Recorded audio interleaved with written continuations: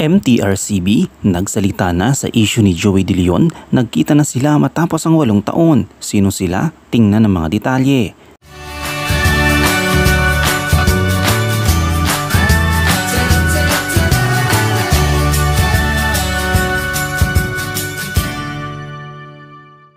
Sa loob ng ilang araw, patuloy na namamayagpag sa X na dating Twitter ang usapin tungkol sa Chairwoman Lala Soto Antonio ng MTRCB dahil sa kanyang pagtawag ng pansin sa EAT segment ng Gimme 5 nitong Sabado, September 23.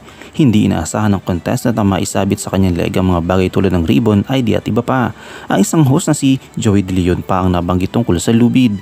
Kahit walang malalim na kahulugan si Joey De Leon, mabilis itong kumalat sa social media dahil sa kanyang kilalang pagiging witty at mahilig sa mga salitang may iba't ibang kahulugan. Ito ay nagdulot ng reaksyon mula sa mga netizens, lalo na't sensitibo ang kahulugan ng lubid para sa iba. Dahil dito, maraming tao ang nagpost sa kanilang social media platforms at may mga nagmungkahi na itag si Lala Soto tungkol sa issue. Agad namang naglabas ng opisyal na pahayag ang MTRCB kaugnay dito nitong nakaraang Lunes.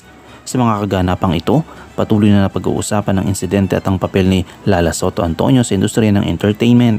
Sa pahayag na inilabas ng MTRCB kaugnay dito ay sinabi na, taking cognizance of the complaints from the viewing public in relation to EAT, Gimme 5 segment aired last 23 of September 2023, the Movie and Television Review and Classification Board or MTRCB shall determine if the same are valid and presumably violative of Presidential Decree No. 1986 and or its implementing rules and regulations.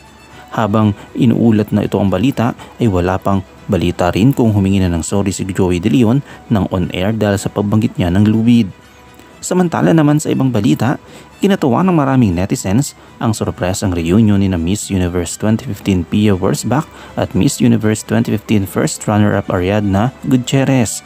Sa IG nitong Martes, September 26, ibinahagi ni Pia Wurtzbach ang larawan nila ni Ariadna habang sila'y rumarampa sa kalye ng Paris sa France. Parehong nasa Italy sina Pia at Ariadna para sa Paris Fashion Week. Caption ni Pia sa kanyang post ay sinabi, "The reunion you've all been waiting for." Kabilang sa mga nagpahayag ng kanilang kasiyahan sa comment section sina Miss Universe 2020 Andrea Meza, Miss Universe 2017 Demi Laniel Peters at Miss Universe 2016 Iris Metaynare. Controversial ang Miss Universe 2015 dahil sa pagkakamali ng host na Steve Harvey sa pag-a-announce ng winner. Maalalang inanunsyo ni Steve si Ariadna ang nanalo subalit makalipas ang ilang minuto, bumalik sa entablado ang American TV host at nilinaw na si Pia Wurtzbach ang totoong nanalo at hindi si Ariadna. Bunsod nito, nagkaroon ng hidwaan ng pageant fans na at mga enthusiast mula sa dalawang bansa. Ginanap ang pageant na iyon sa Las Vegas, Nevada noong December 20, 2015. Ano ang iyong komento kaugnay dito? Shoutout tayo kina ECJK, kay Marlene De La Cruz at kay Gloria Tortuga. I-comment mo lang ang inyong opinion sa comment section at huwag kalimutang i-like, i-follow, i-subscribe ang bcgram.net para sa mga latest happenings.